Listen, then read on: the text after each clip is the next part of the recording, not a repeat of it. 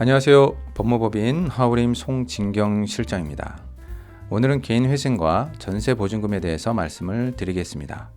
개인회생에서 아마도 가장 연관이 많은 부분이고 관심이 가장 많은 부분이라고 할 수 있습니다. 가급적 쉬운 단어로 해보겠습니다. 개인회생을 하면 월 순소득에서 최저생계비를 뺀 변제금액을 월 36개월 정도 내거나 채무자의 재산, 즉 부동산, 자동차, 보험 등의 재산을 다 합한 재산가액 중 높은 금액을 월 36개월로 나눠서 내게 됩니다. 만약 재산가액이 36개월 총 변제금보다 낮으면 변제금을 내면 되지만 재산가액이 36개월 총 변제금보다 높으면 재산가액을 36개월 나눈 금액으로 내게 됩니다. 먼저 이 부분을 잘 이해를 하셔야 전세보증금에 대한 이해를 하게 됩니다. 총 변제금과 재산가액을 구분해서 잘 이해를 하셔야 합니다.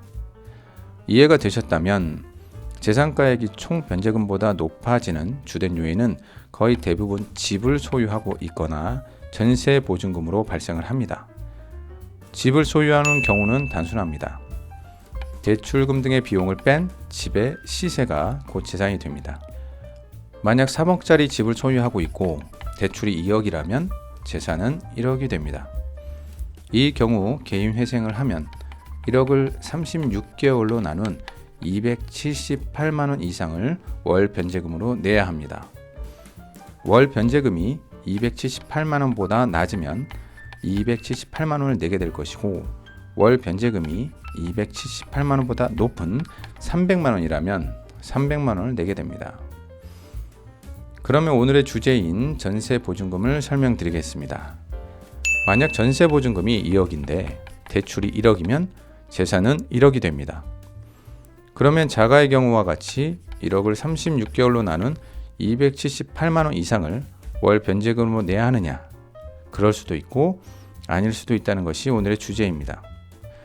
첫째는 질권이나 채권 양도의 경우입니다. 질권이나 채권 양도는 전세보증금이나 대출이 계약 만기가 되면 집주인이 보증금을 임차인에게 주지 않고 은행에 바로 주는 것입니다. 집주인이 전세자에게 돈을 주면 안 되게 되어 있는 설정입니다. 즉, 집주인의 보증금을 담보처럼 잡아놓은 것입니다. 이 경우 전세보증금이 2억이고 대출이 1억이면 재산은 1억이 됩니다. 자가의 경우와 비슷합니다. 월 변제금은 278만 원 이상이 되어야 합니다. 둘째, 보증보험에 가입이 되고 질권과 채권 양도는 없는 경우입니다. 회생을 하면 은행은 보증보험에 보증금을 달라고 해서 받게 됩니다. 그러면 보증보험은 보증금에 대한 채권자가 됩니다. 그러면 집주인이 가지고 있는 보증금은 전세자의 것이 되고 보증보험은 전세자에게 보증금을 청구하게 됩니다.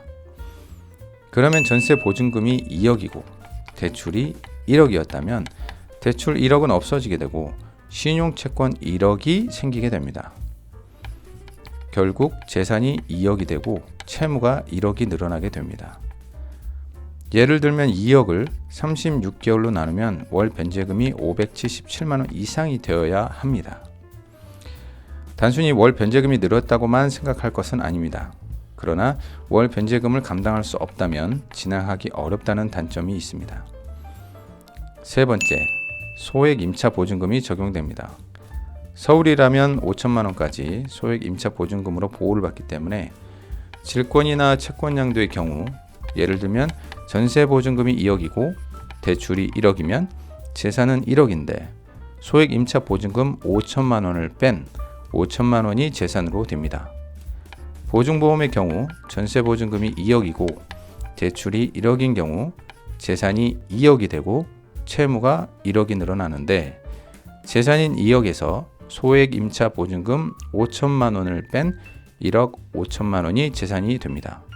그래서 월 변제금이 578만 원 이상에서 417만 원 이상으로 줄어들게 됩니다.